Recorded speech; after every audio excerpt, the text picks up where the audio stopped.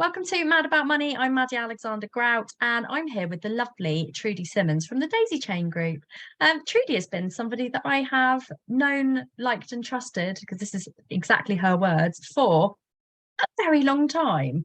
She has been one of the biggest cheerleaders in my entire life, and I love her to death. So I thought it was only fair that I get her on the podcast to talk about her journey and tell you a little bit about her. So, Trudy, tell me a little bit about you. Well, Maddy, thank you very much for that introduction. Where do I start? I've had my business, the Daisy Chain Group, for 13 years now. I've moved it across continents. I started it in Australia and then moved it back over here to the UK. And what I love is in about once every 3 years, because I move once every 3 years, I find the paperwork of when I originally decided to set up my own business after coming out of corporate. And what I wanted to set up 13 years ago is exactly what I'm still doing now, which is to create, for me to entertain business women in their businesses so that they can build their confidence and be more visible in putting themselves out there in a way that is the whole of themselves. And that's through networking events, conferences, all the different ways that you want to be able to turn up and show up for your business and say, this is me. Amazing. I love it. So tell me about your childhood to start with. We're going to go right back now. We're going to go right the way back.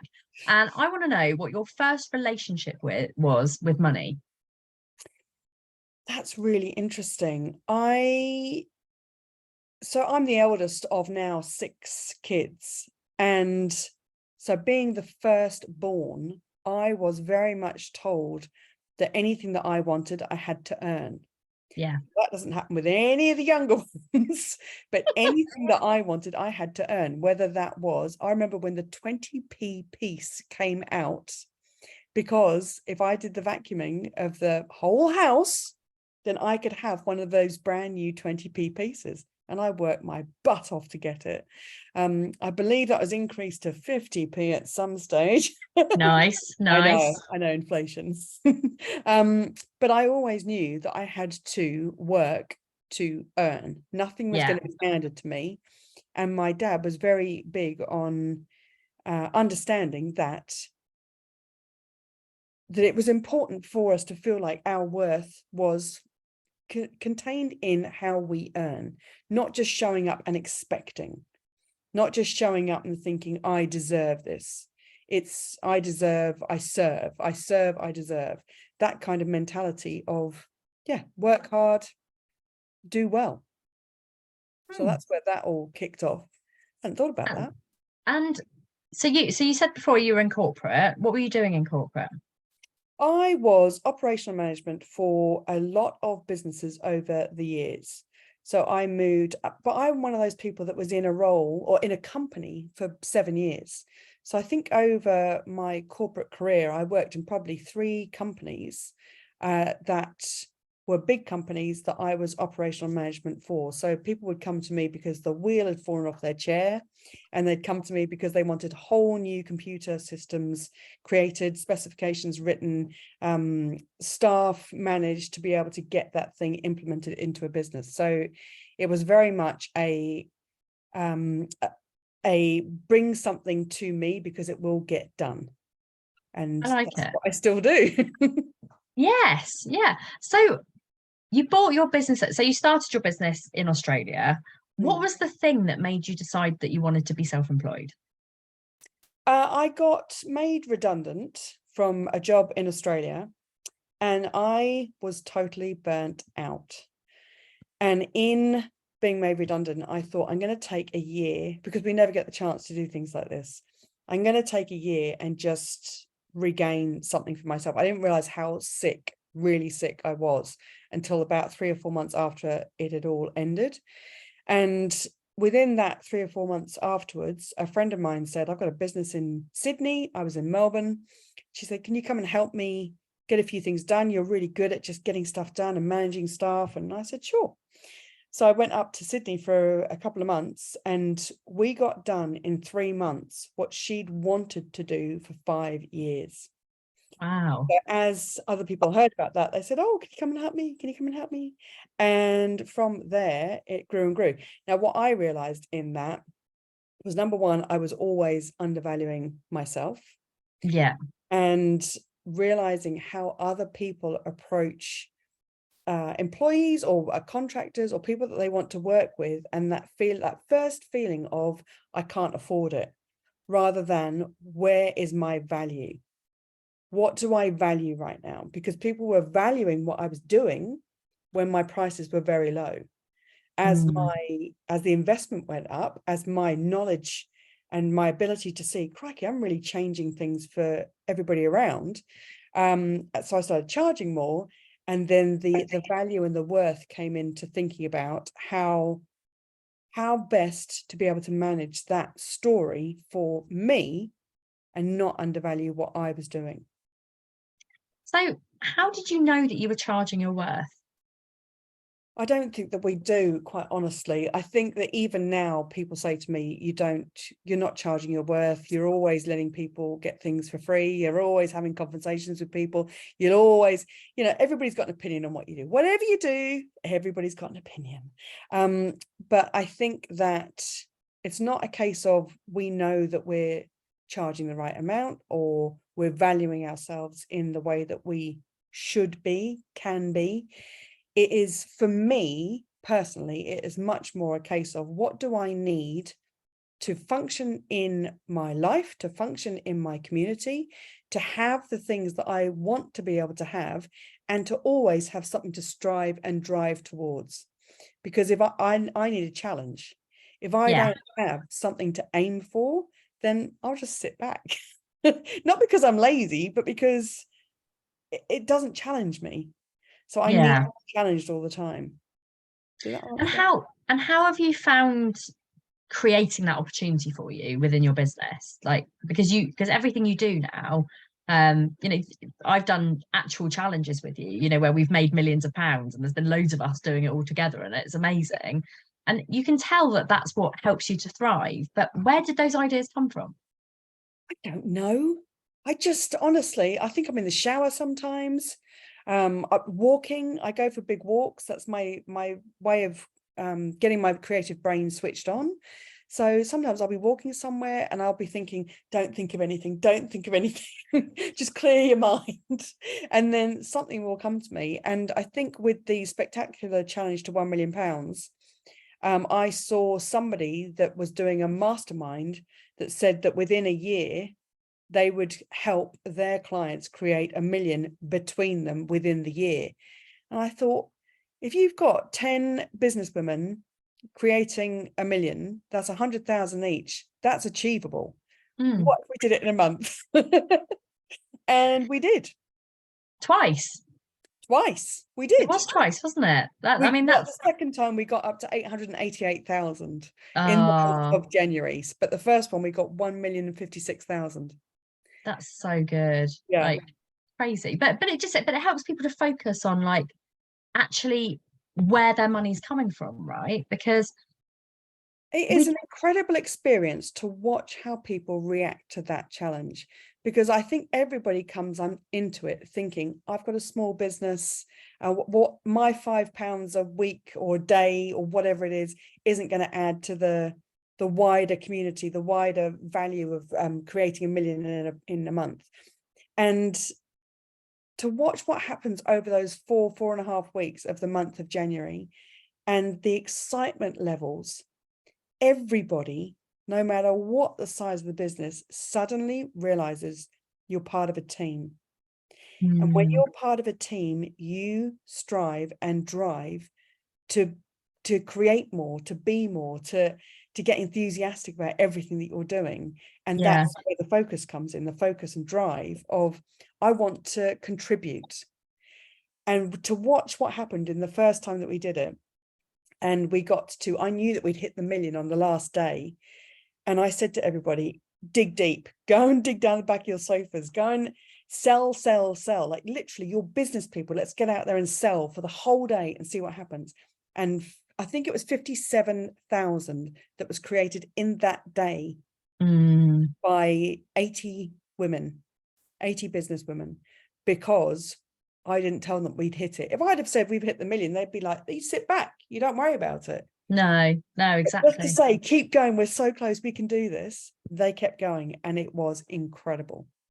So exciting. I feel like I should do that with savings. I reckon if I got like everybody who's in the Mad About Money app to do that with savings, and we Yeah. all save £1 million collectively, I reckon that would be super fun. I feel like I might have to like, yeah, it's a great idea, and it's about starting where you are. It's not, nobody needs to think that it's unachievable. You've got to believe in yourself and in what you're doing for you. So if you're saving £5 a week, but you've never saved before, you're saving £5 a week.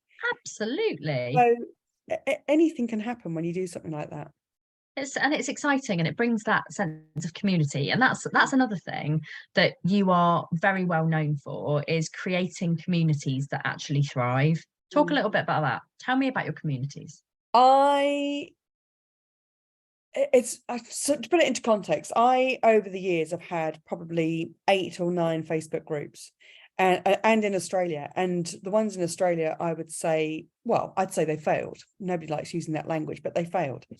Failure is a springboard to success, we've decided. So Ooh, okay, I like that. I thought I'd actually made that quote up the other day. I was on a podcast and I said it, and I went, "Oh, that's a really good quote. I love that." And I googled it, and it's like, there's nobody's quoted it before, but there is a book called "Failure is a Springboard to Success." I was like, I still fucking coined it. I'm doing it. It's mine. Have it. I think that, so the one that I started when I came back over to the UK, Hampshire Women's Business, was pivotal in, and I was going to do a Facebook Live about this actually. I remember the day that I realized I didn't have to be in there to create content. There is this tipping point that happens, and it doesn't matter if you've got a Facebook group of 100, 20, 1,500, we had 3,500 in the end. There is a tipping point of realizing that you don't have to be in there all the time, and when you go through the Facebook group, it's not just your posts. I'm having exactly that with the app at the moment, because I don't want it to be the Maddy show, but at the same time I need to be in there to kind of engage it and keep it going. But you know, I do have some really great other people in there who are doing things, and like today I haven't posted, and I'm like, I haven't posted for the first time in a month.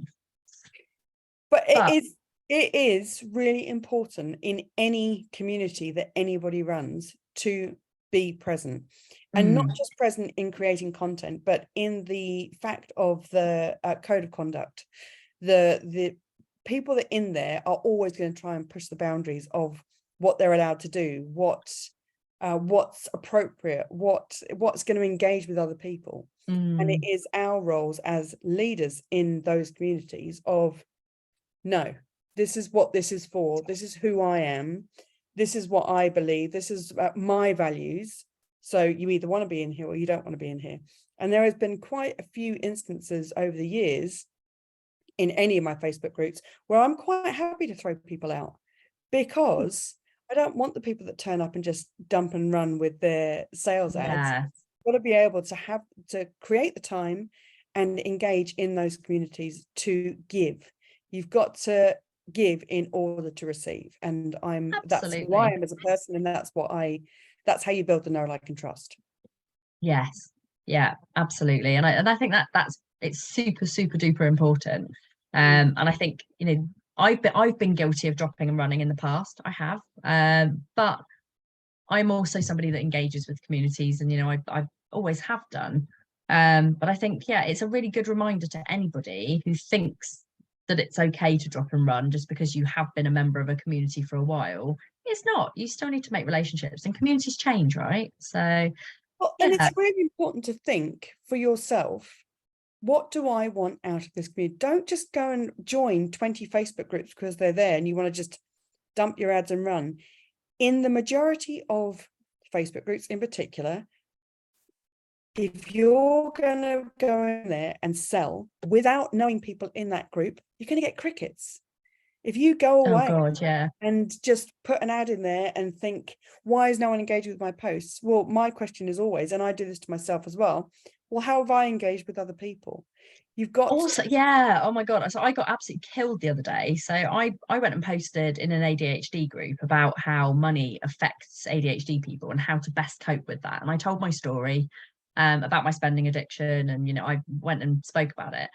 So many people saying, oh my God, this is me, this is me, this is me. I had there was about 100 different comments to say, oh my God, I need help with this. This is like, so it proved my point that actually, people who have got ADHD often have spending problems. But there was this one person who was like, sounds like a sales pitch. No mention of my business, no links, no nothing. And then they went to my profile, they looked at my profile and they went, yeah, she runs a money app. And I went, yes. And your problem being, and this woman just had a massive problem with the fact that like I had, posted with the sheer audacity that it might get people coming to look at my profile. I was just like, and then she sent me trading standards documents. It's just like, oh, too much time on their hands. yeah, they really do. I was just like, yeah. Anyway, interesting, but yeah, it's very good. You are very good at community building, and it's something that it does build that know, like, and trust, and people will want to work with you because they know you as a leader. But that does come with responsibility, and both of us, I think, we've both had our fair share of, shall we say, mental health blips where we've felt the world on our shoulders because we are those people who show up all the time and get the group moving, and sometimes you need to just step back from that. And I think you're very good at knowing when you're doing too much. How do you cope with that? Well, I know that now from years of suffering and years of putting everything and everybody first and not realizing the detrimental side that it's doing to me. So I don't think that I am good at it. I think I have trained myself to be better at it. I think I still get to the stage where I'm in total burnout and crikey, how did I get here? Oh yeah, I remember now. But that's okay. It's not, for me, it's about the recognizing, because I wasn't ever recognizing that it was getting to that stage. And now I recognize it a lot earlier.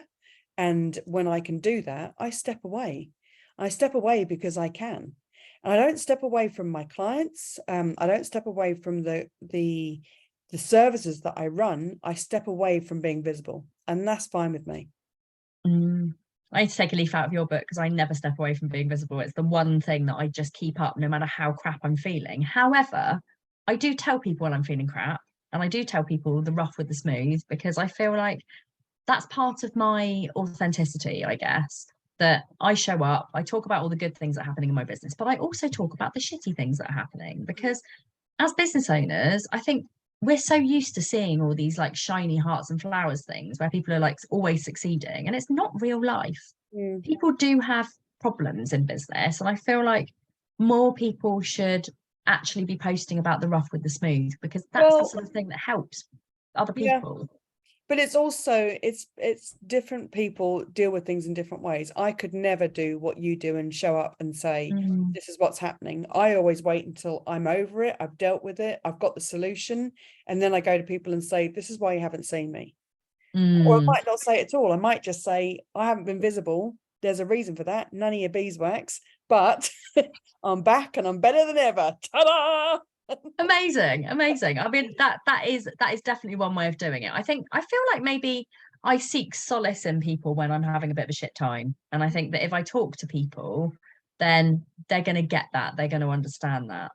But it's a journey, and it's all part of a journey. And I think one of the reasons why I do share the rough with the smooth is that I want people to know that I'm a real person. So if they do work with me, they know they're getting a real person rather than a cardboard cutout of somebody.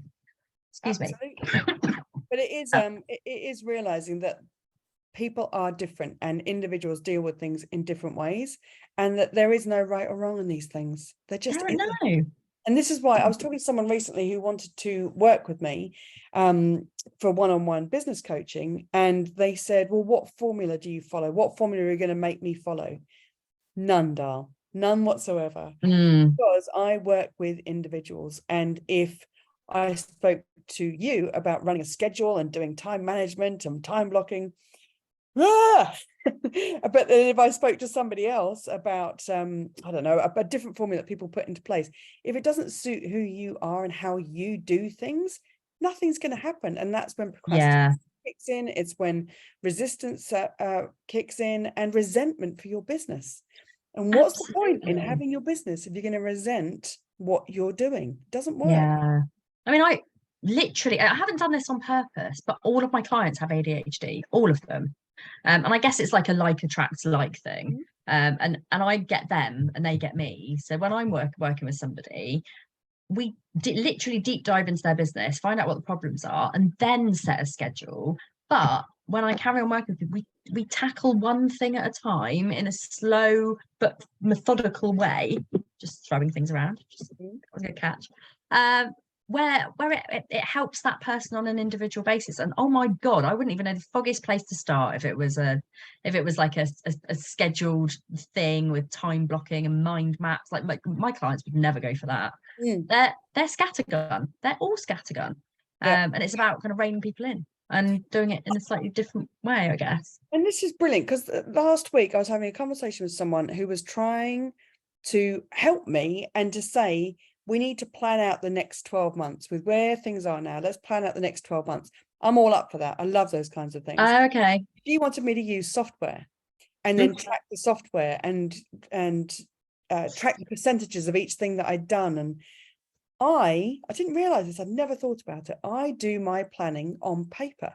I need colored pens and highlighters. And me too. Yeah, write same. it all out.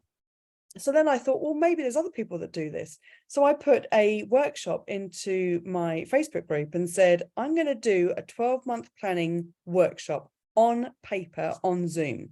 So you'll turn up and we will get your next 12 months planned in 5 hours in a day. So I put that out there, and the people that responded and said and sent me messages saying, oh, thank goodness. I want to do it on paper. I just didn't think that it was the done thing. I thought that everybody had to do it online. No, do it how it suits you. So I'm going to show them how to do it, and we're going to get it done. And I can't wait. And coloured post-its. Oh, always about the coloured post-its. I've got my client that I worked with last week, I went to her house and she had a bag of like literally 80 coloured post-its. I don't think I've ever been so excited about anything in my life. It was like proper rainbow post-it love. Like, it was crazy and scary at the same time. When I was talking about this the other day, somebody said, oh, show me your coloured pens. So I did. And so we were looking at my coloured pens, and there's glitter glue and there's Pritt sticks, and there's just, I'm going to make things pretty as I'm doing them, because otherwise it's done as dishwater to me. I need things Absolutely. No, I like that. That's definitely my style as well, for sure. So in terms of what you're doing, because you've narrowed everything that you do down a little bit now, haven't you? So tell me a bit about the Champagne Collective. Oh, I am loving this. I had this idea last October. It's June. I had the idea on the 5th of October. I launched it, did the launch event on the 5th of November. And the first real event was sold out on the 5th of December. Wow. You like fives then? Yeah. Apparently. The Champagne Collective is in-person networking every 2 months for business women that want to think expansively. I got really sick of going to being around people and going to events where people were the doom and gloom of what's going on in the world and how they're affected and the cost of living and all the things that you must be talking about. But I can't be around that because it sucks my energy and it brings me down. Yeah. So I decided that I want to be around the people that are saying, I can do what the hell I want. I can create whatever I want. It's my business. So things are going up. I'm going to create more. My mortgage is going up. I'm going to find out how I can create another service, create another product, do something exciting, to think expansively and outside the box. So I'm doing that. So every 2 months we meet in person, which is brilliant. It's like a CEO day. You come out and sit with other businesswomen and have the real big conversations in person, have a brilliant lunch, have a glass of champagne, and then off we go for another 2 months. And it is brilliant. And there's the Champagne Collective Mastermind, which is for people that want one-on-one business coaching. And the Accountability Club is my group program where every 2 weeks we meet up and they turn up with their challenges and they leave with their solutions. That's it. It's that simple. Yeah. Where are Oh, you that sounds going? like my club. Oh, I do that Where on are a you Friday. going in your business, and what help do you need to be able to move yourself forward to the next thing? Nice, amazing. And how do people find you? www. Yep. thedaisychaingroup.com. Amazing, amazing. So what's next for Trudy? Oh, crikey, there's always something going on. At this point in time, I really want to grow the Champagne Collective because people are coming from around the country. So at the moment, I am sticking with what I am doing. To expand them rather than taking on new services. I'm streamlining rather than I'm scaling them rather than trying to take on lots of Good different. idea. Good idea. Yeah. I need to definitely take a leaf out of your book and tell my ADHD brain not to have any more ideas because there's too Yep. many of them at the moment. So yeah, it's a crazy world, but yeah, especially when you change what you're doing to doing something different. And mine is very different now. Visibility, like all of my influencer stuff, is where I'm at really. Like big influencer packages, video content, voiceovers, audio presenting, yeah, loads of stuff. But yeah, I need to bring it in a bit. Anyway, that's that. But it's been lovely to have you on, and nice to have a little bit of a catch up and hear what you're doing. Yes, and we will see you again, I'm sure, if I interview you again in another year, because this is definitely so different to what we discussed last time. I think very different, very different. Good vibe. You're in a better place, I think, as well. Absolutely. Definitely on your journey. So we'll definitely have you back. This has been Mad About Money. I'm Maddy Alexander-Grout, and we will see you next time. Thanks, Maddy. Thanks for having you.